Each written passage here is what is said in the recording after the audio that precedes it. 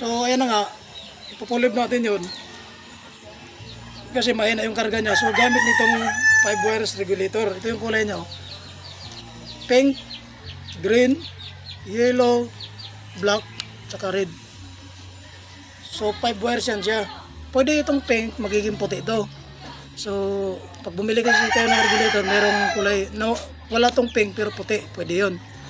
Tsaka yellow, green, red, tsaka black, pwede ito. So ipapulib ko na ito ngayon kasi para gumanda na yung charging niya, para hindi panay lubat. Tatanggalin natin ito ngayon ang ano niya, stator. Dito yung stator niya, magneto. So kakalasin ko ito ngayon. Ito nga, natanggal ko na ito para makuha natin yung ano, yung stator, para mapulib natin yan. So ayan na nga po mga idol. Natanggal ko na yung ano, tanggal ko na yung crankcase ng stator niya. Dito na yung ano. So ano tatanggalin natin dito? Yung ground. Ito yung ground niya, ito. Yan. Tanggalin natin to. So, tatanggalin na natin. Ito yung kulay puti, ito. Huwag natin tanggalin to. Ito yung dilaw. Ito. Ito yung dilaw, ito yung kailangan natin tanggalin. Saka itong ground, ito yung ground ito. Naka-puti na siya. So, putulin natin yan.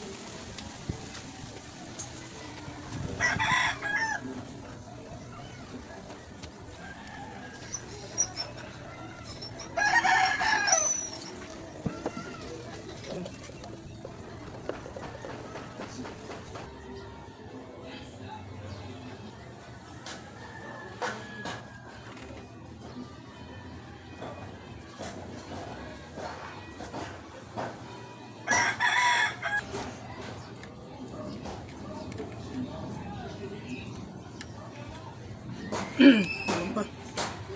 Para magandang kapit.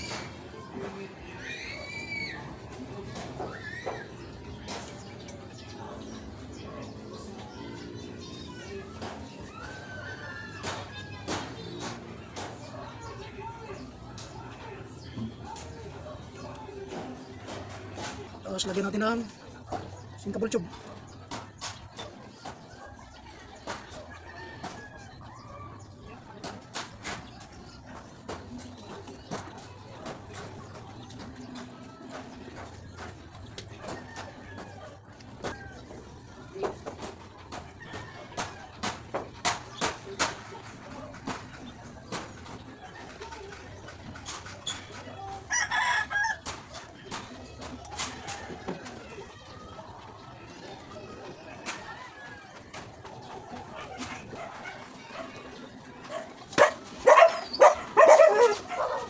So okay na, mga ripa, na full wave ko na.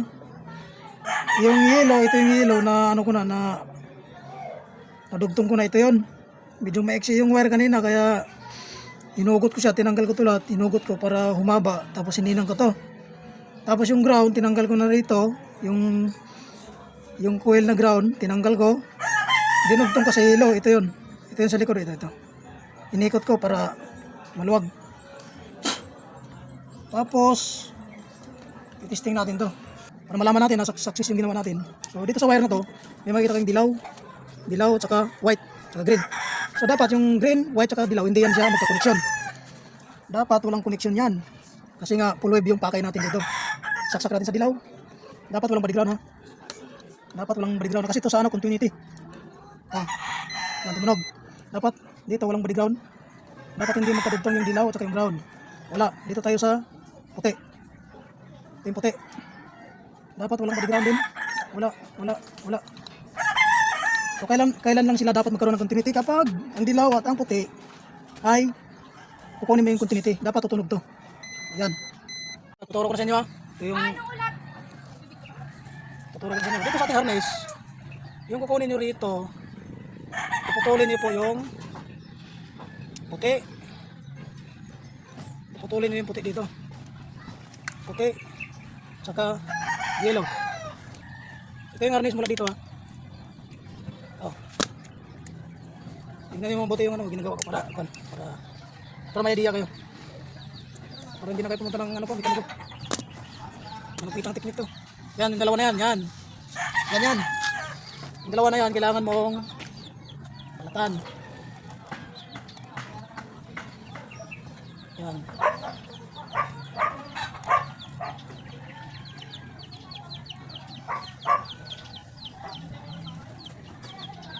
Ito yung galing sa, itong pinutol ko, ito yung galing sa magneto. So ang gagawin nyo rito, kukuha kayo ng wire, isusukat nyo papunta rito sa regulator. Pakita mo. Dito yan, dito yung regulator niya. Ito. So maghahanap tayo dito ng piston niya kung saan natin pwede ilagay yung regulator. Okay. Yan, patuloy natin to. So okay, kakabit ko na to. I-color coding lang natin dito kasi hindi naman natin pwedeng parehas to. Walang wire na parehas ng kulay nito. So tandaan lang natin na yung puti, ilulugtong natin sa black. Blaka. Yan lang. Tapos, itong red, yellow. Ang helmet mo. Okay. Tara na.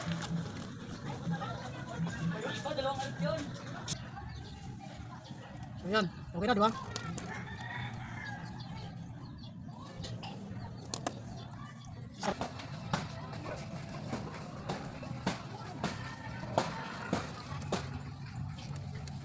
So, ito yung dalawang wire na dinugtong ko dun sa yellow at puti. Kahit makabaliktad itong dalawa na to, okay lang. Itong dalawa pwede makabaliktad dyan, kahit saan.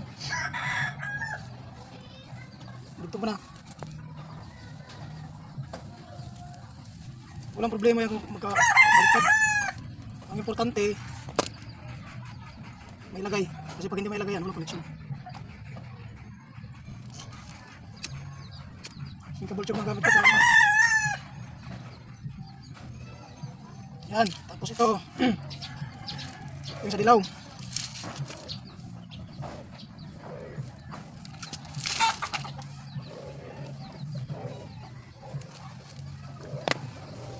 Yung cable tube.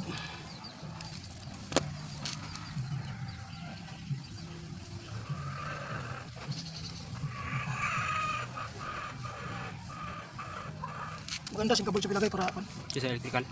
ito walang kalas to, dito ko makalas.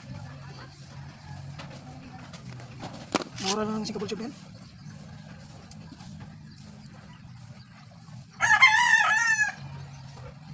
Ulitin ko, pwede makabaliktad to ha, yung yellow at saka puti. Walang problema yan.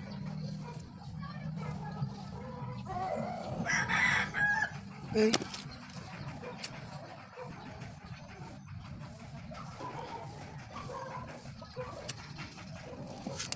Dito naman tayo ngayon sa ano, sa ito. Itong green na to, dito tayo kukuha ito.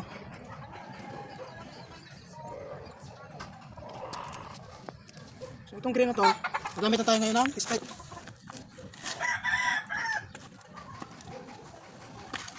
Fish-Lite pa lang, magkakaalaman na. On. So dapat may ground to yan, may ground. So dapat itong green na to, ilaw to, dapat may ground dito. Yan, so may ground siya. So dito tayo ngayon kukuha ng ground. Green to green lang.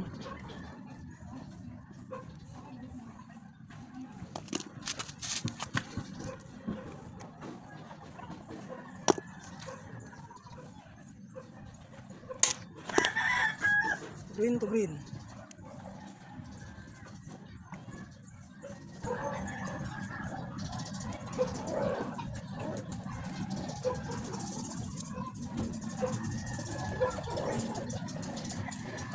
Okay, tapos cover para hindi siya kumalas. Wala eh.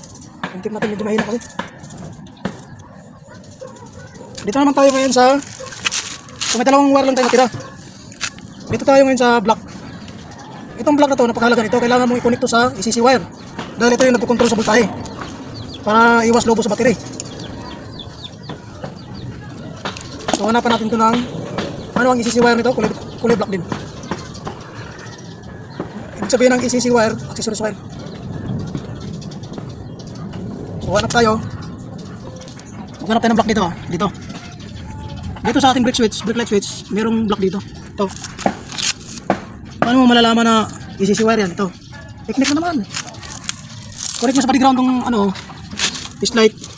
Unang susi, dapat iilaw to. Dapat iilaw. Yan, ilaw di ba? Dapat iilaw to. Oh, yan, umilaw. Ibig sabihin, accessories wire yan. Ito sa ating dilaw, tanggalin natin to. Putulin natin to. Dahil ito po yung ano, ito yung supply ng ano, ito yung supply papunta doon sa headlight para may mga ilaw yung headlight. Para yung headlight natin battery operated na yan. So idugtong natin to. Dugtong natin to sa black wire at sa dilaw, pagsamahin natin to. Ayan. Red wire lang ginamit ko kasi wala nang ibang wire eh. Pero nakakonect ko doon sa black wire.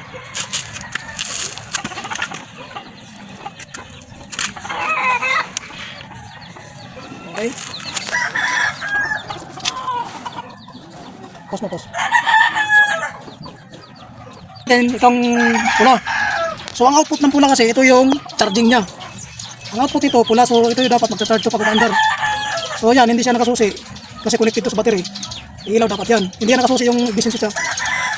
So, ito, mamaya natin ito ikabit para malalaman natin kung may output dito.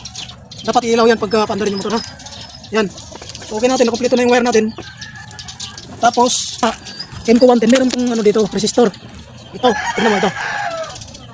Itong resistor na to, kailangan mong tanggalin to para hindi ka magka-problema dun sa pulley mo. Kasi ito yung nagtitigil ba dun sa charge sa ano, sa regulator. Diba? So dapat tanggalin mo to para hindi ka magka-problema dun sa charging. Yan.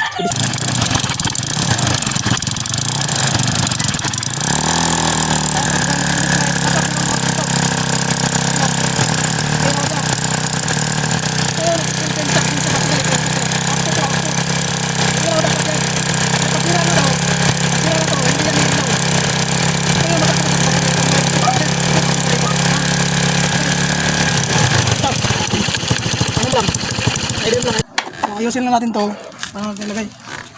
So ngayon, i-check natin yung ano nito, yung voltahe ng battery. Bandar eh. Andarin ko muna to.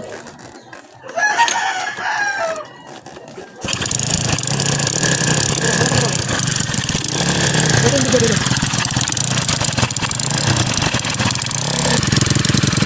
Ang ganda nga ng charging niya, 14.54. Kaya mo, regulation mo. Ayan, ganda nga ng charging niya,